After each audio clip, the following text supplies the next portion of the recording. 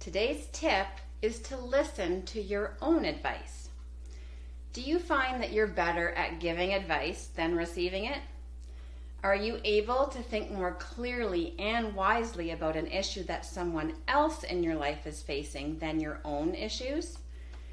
Well, my answer to those questions is yes, and I'm pretty sure the same goes for most of you. In fact, although most of the tips I share in this podcast are ones that I've found helpful in my own experiences, and I use them in my daily life, every once in a while I have found myself thinking, why am I not doing this? This is a phenomenon known as Solomon's paradox, and it's named for King Solomon. He was considered the paragon of wisdom and sage judgment. It's said that people would travel long distances during his reign to seek his wise counsel. However, it's also known that his personal life was a shambles of bad decisions and uncontrolled passions. He didn't follow his own advice. Why is this so common? Well, I'm sure you wouldn't be surprised to hear that it's much easier to help other people with their problems because we're on the outside, removed from them. We can see the bigger picture.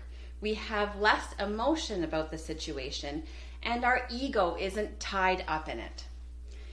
Often, where there is less emotion and ego, there tends to be more reason and clarity. So, how can we use Solomon's paradox to help ourselves through tough situations? Try removing yourself from yourself. Pretend to be a fly on the wall, watching yourself behave in the moment. Or just stop and think, if a friend was going through this, what would I tell them to do? Put yourself in their shoes, so to speak. This does require you to first pause and calm any emotions you might have so that you can better access your wise mind. Of course, this is easier said than done sometimes, I know, but it just takes practice. When something happens to you personally, or when you're stuck on something and don't know what to do next, imagine you're watching a movie about yourself. What would you tell that person to do? How would you advise that person to behave? By shifting your perspective into the third person, you're better able to assess the situation and come up with a solution. One tactic that's helpful in shifting yourself into the third person is to use your own name when talking to yourself or when giving yourself a pep talk.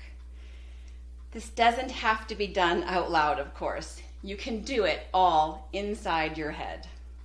It might feel a bit weird at first. However, talking to yourself in the third person has been shown to calm emotions and allow you to access a clearer mind.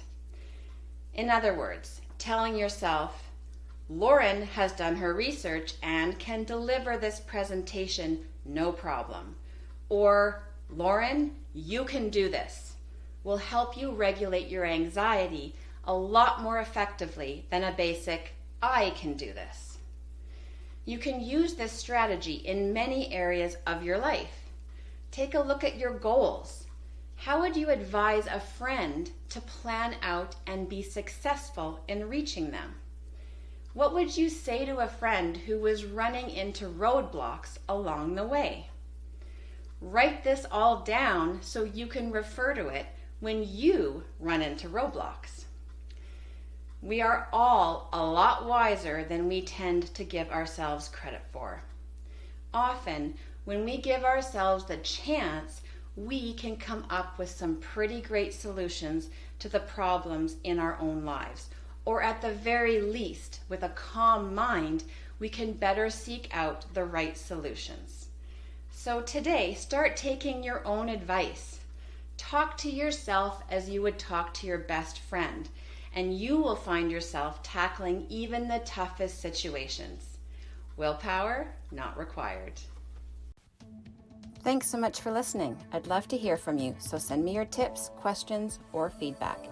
You can find me on Facebook and Instagram at Fired Up Fitness Coaching, or email me at willpowernotrequired@firedupfitness.ca.